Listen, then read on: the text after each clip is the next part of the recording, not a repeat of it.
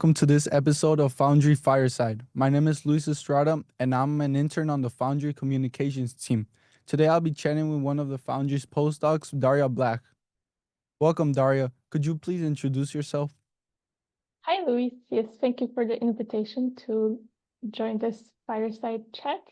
My name is Daria, and I'm a postdoctoral researcher in the Molecular Foundry, especially in the imaging and manipulation facility, working under Dr. Archana Raja. Thanks, Daria. How about we get started with you telling us a quick overview of the research you're working on now? Sure. So a lot of my research involves using lasers, kind of like really precise flashlights, to study how certain materials respond to light. So the materials I work with are extremely thin, sometimes even just a single atom layer thick. So for example, if you consider your hair, it's pretty thin, right? But these materials are even more than a million times smaller than our hair. And these types of materials that I work with are called two-dimensional materials or 2D materials. And the name, of course, comes from the dimensionality of these types of materials. And one group I focus on are TMDC, which stands for transition metal dichalcogenide. And I know that's a mouthful, but basically they're just materials that have very interesting optical and electronic properties.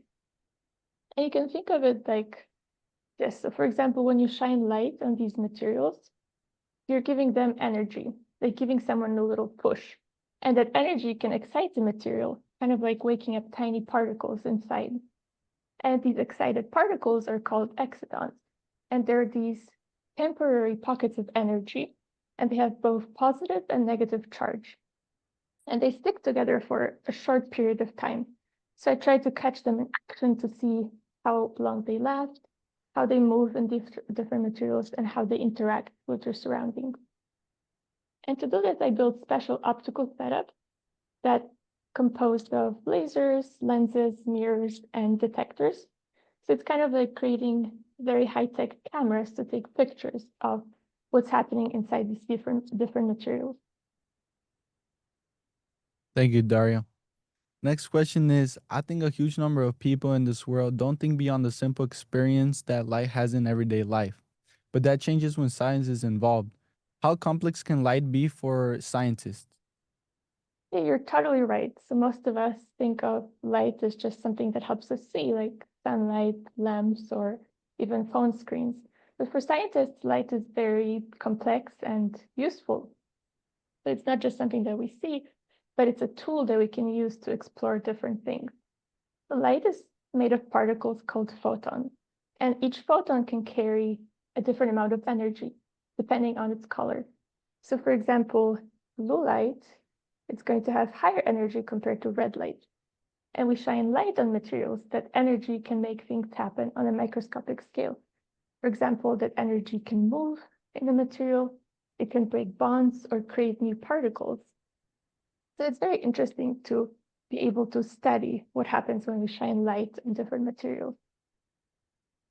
Also, light behaves as both a wave and a particle. So that might sound weird, but it just means that light can both interfere with itself, like ripples on a pond, but it could also act like particles hitting a surface. Scientists can control the light's properties like the color, or we call it wavelength, polarization, timing, intensity. So it's kind of like tuning an instrument where we can tune the laser or the light that we use for different applications. So this light that scientists use, it kind of becomes like the language, so we can talk to these materials and they can respond with, and we can then see how they respond to us. So sometimes we might use very, very fast lasers to watch how different processes can happen in a very short amount of time, a billionth or a billionth of a second. This is, of course, way faster than a normal camera can capture. Other times, we can also use lights to measure, for example, temperature, detect chemicals, or even manipulate atoms in different materials. Thank you, Daria. I also read that you have over 7 years of hands-on experience in spectroscopy. What is spectroscopy and how do you use it to study materials? Yeah, that's a great question.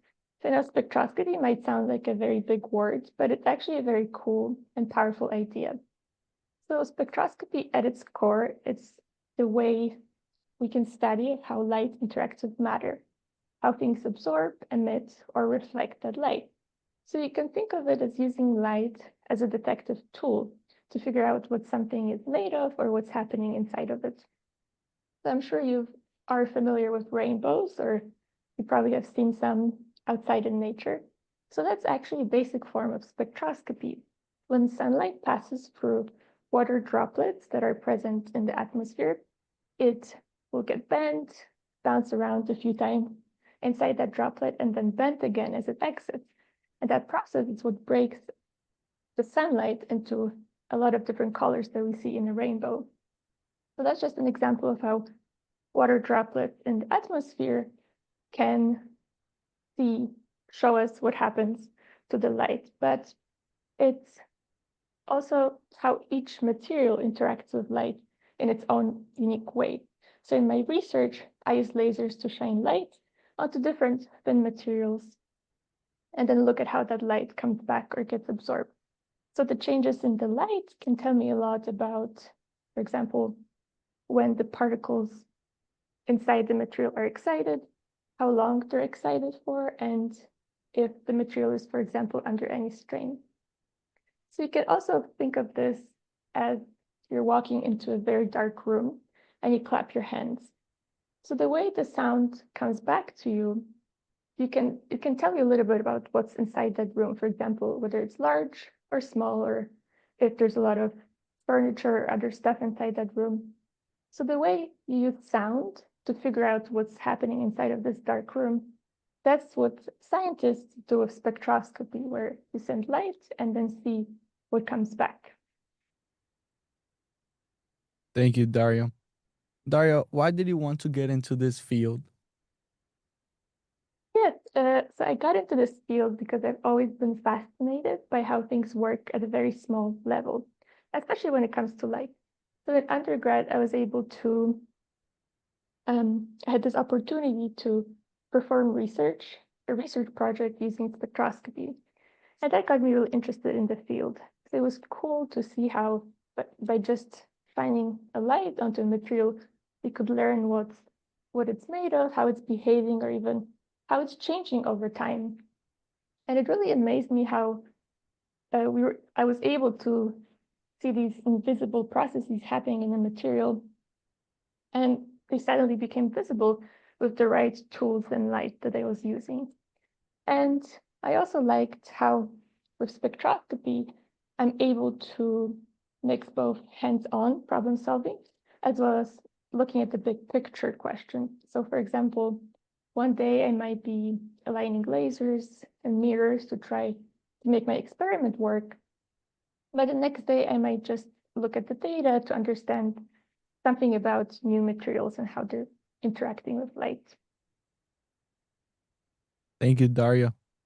I also read that you have led a project that developed optical tools to study nanomaterials for future technologies. Could you talk about what you developed and how it works? Sure. So one of the big projects that I was involved in recently dealt with building optical tools, which are basically just specialized setups where we use lasers, different mirrors and lenses and detectors to study these tiny materials called nanomaterials. And of course, since they're so small, they have very unique properties. So it's important to design tools to be able to understand all their properties.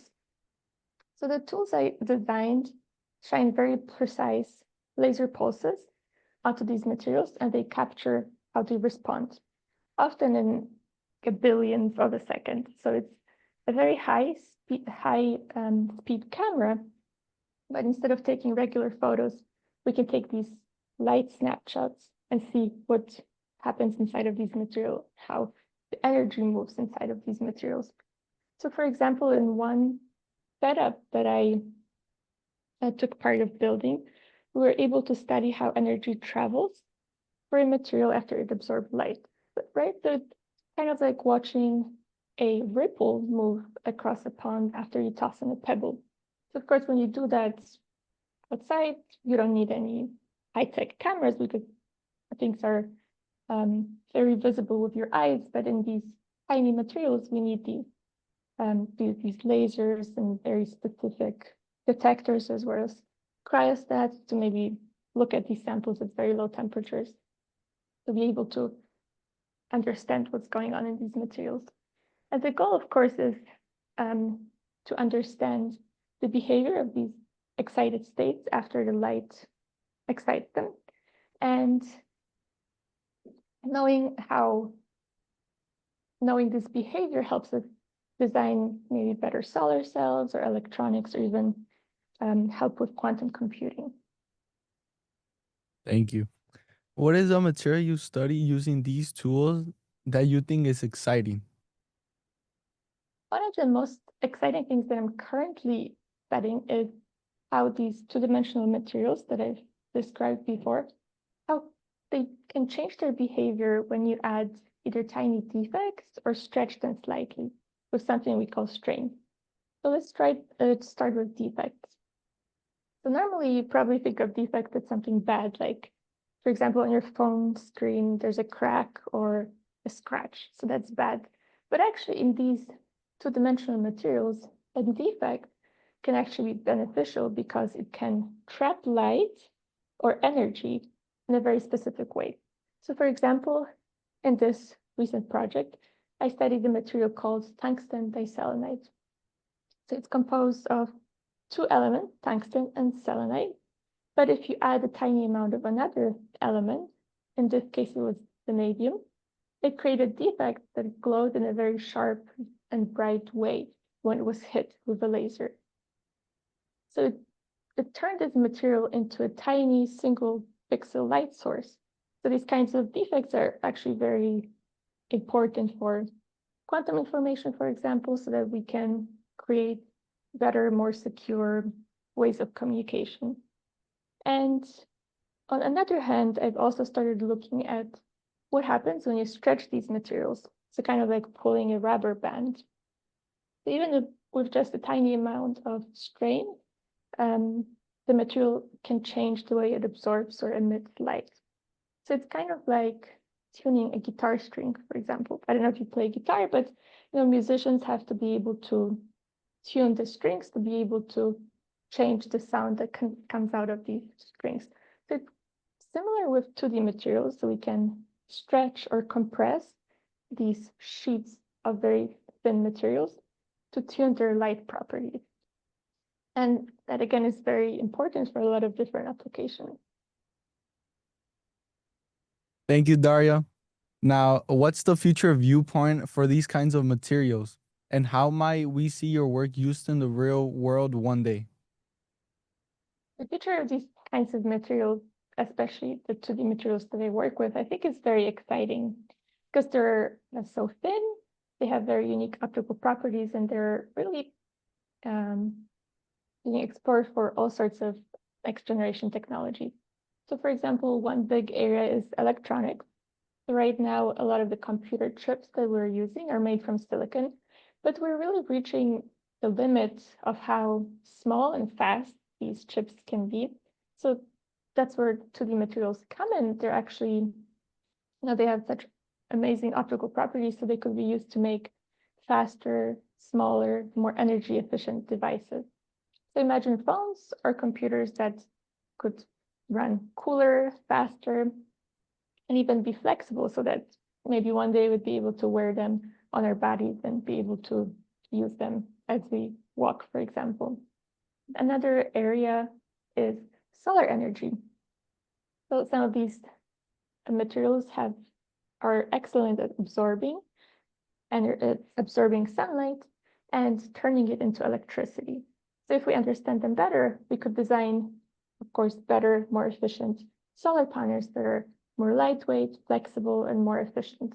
Maybe even ones that could go on windows or backpacks or even clothing to be able to create energy at any time during the day. So the work I do, developing tools to study different optical properties of materials, is part of a bigger puzzle of figuring how to control and optimize these materials for different applications. So it might seem at small scale now, but it's really laying the foundation for materials and devices that could transform the way we live in the next 5 or 20 years. Thank you, Daria. Those are all the questions I have for you today. Thank you so much for joining me today. And it was a really great time to learn about your research. Thank you for your time, Louise. Thank you. For those watching, if you're interested in learning more about research at the Molecular Foundry, stay tuned for more episodes of Foundry Fireside. Bye bye.